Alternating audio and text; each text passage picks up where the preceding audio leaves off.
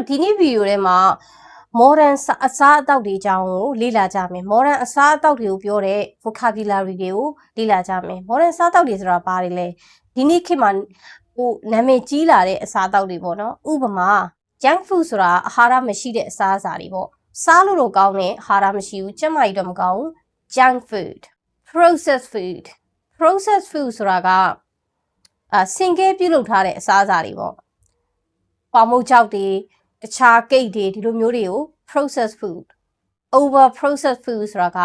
ခုနပြောခဲ့တဲ့ processed food ဓာတ်ကို तू ကပို့ပြီးအဆင့်နေများတယ်အလွန်အမင်းစင်ကဲပြုတ်လုပ်ထားတဲ့အစားအစာတွေ organic food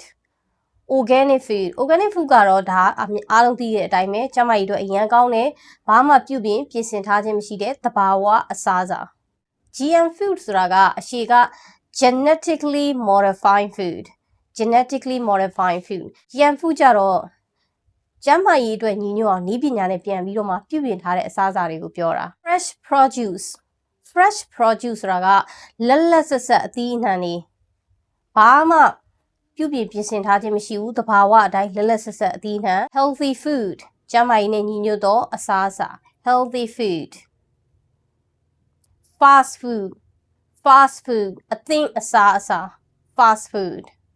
အရသာကောင်းအောင်ဖြည့်ဆွတ်ပြီးထည့်တဲ့ဟာတွေကို food additives လို့ခေါ်တယ်သူအားပြည့်ဝတဲ့အစားအစာကို nourishing meals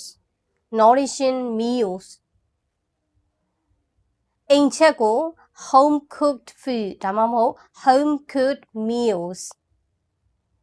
ဒီ vocabulary တွေကတကယ်တမ်းတော့ ISP မဲ့ကျောင်းသားတွေအတွက်အရန်ကိုအသုံးဝင်တဲ့ vocabulary တွေ speaking ဘိုင်းမှာဒီ food နဲ့ပတ်သက်ပြီးမေးလာပြီဆိုရင်ဒီ vocab တွေကတော့မပါမဖြစ်ပဲ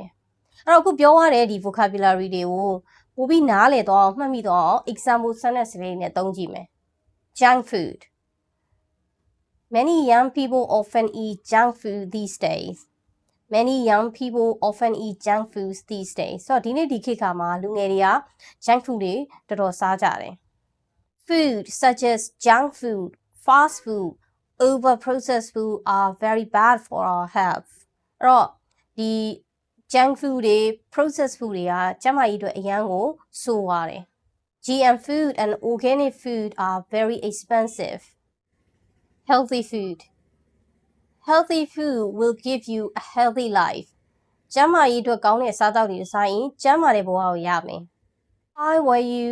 I choose nourishing meals instead of tasty junk food. If I were you, I choose nourishing meals instead of tasty junk food. ဒီနေရာမှာငါတာဆိုလို့ရှိရင်အရသာရှိတဲ့ junk food တွေကိုစားမယ်စားအာဟာရပြည့်ဝတဲ့အစားအသောက်ကိုပဲစားမှာပေါ့